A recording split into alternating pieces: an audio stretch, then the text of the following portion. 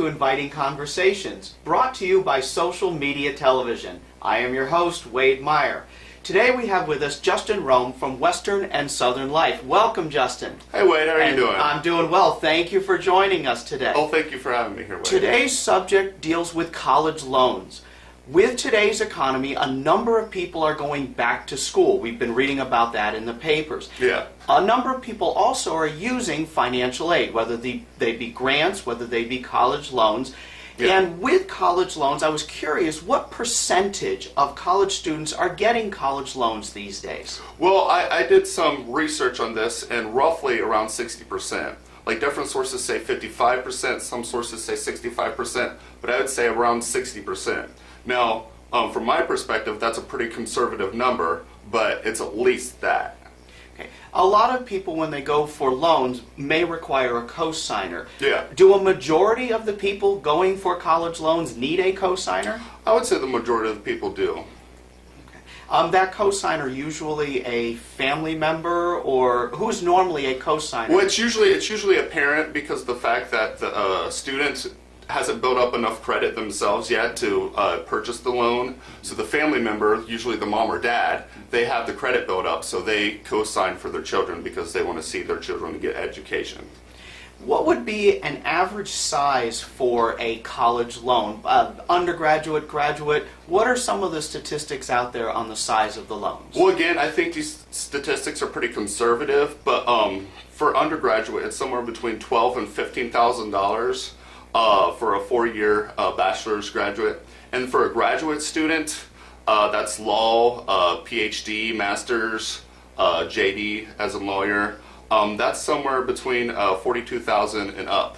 I've seen it as high as over $100,000. Wow. Wow. Now, ideally, Yeah. you go and get your education. Yeah. You get out into the workforce. You make your money. You pay back your loan. Yeah. The unfortunate reality is, once in a while, and I don't know that number, but once in a while, a young person passes away unexpectedly. Yeah. Who would bear the responsibility for that loan if somebody were to pass away prior to having that loan paid off? Well, Wade, the responsibility would go to the cosigner, and since that's generally the parents, it'll go to them. A lot of debt responsibility goes to next of kin. Generally, the student's cosigner is their parents, so that debt will most likely go to them to pay off.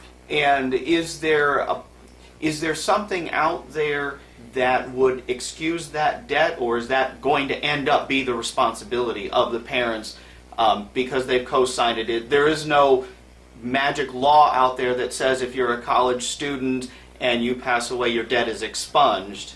Well, there is a possibility of getting the debt closed, but however, that's extremely unlikely. Okay. I've consulted Sallie Mae's website, and they said something of the fact that, yeah, you can apply for closing the debt, but again, that's like forbearance or deferral on a student's part. The cosigner would have to prove that they are financially unable to do it completely.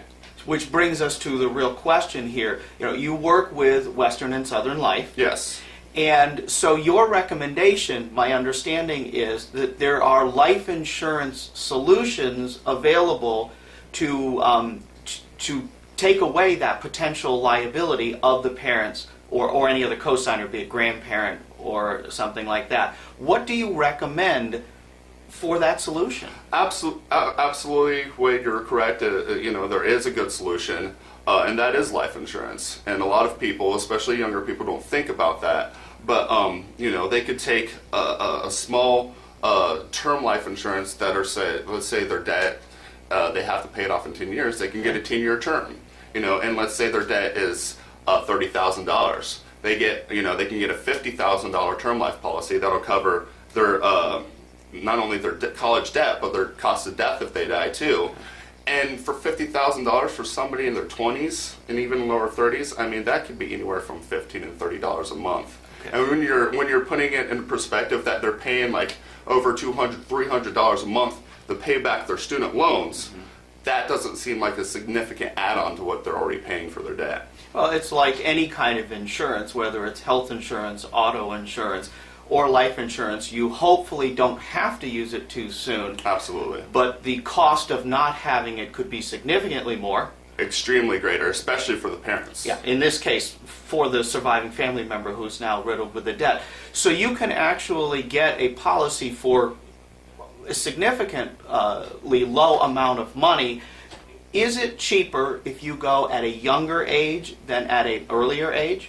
Yeah. It's cheaper for a younger age. I mean, generally, I know in my experience, when I see people get policies that are, they're between 18 and 35, something like that would cost them maybe $30 a month at the most. And they're usually in really good health, so they don't have to worry about health problems or anything like that getting away. And if they were to buy the same thing in their 60s, we're talking, hundreds of dollars maybe, if health were an issue, and even if health is not an issue at least. So if I understand correctly, if you have student loans with a co-signer, Yeah. a smart safeguard is to get a term life insurance policy that would allow the loan to be repaid so it would not become the responsibility of the co-signer. Absolutely. Okay. I would like to thank you, Justin, for joining us. If you would like to get further information from Justin, you can email him directly at justin.roehm@wslife.com. And you can also visit the Western Southern Life website at wslife.com. This is Wade Meyer for Inviting Conversations. Please go to invitingconversations.com. I would really like to hear your suggestions as to people like Justin who can come with valuable information and share it with the public. Thank you again. This is Wade Meyer for Inviting Conversations, brought to you by Social Media Television.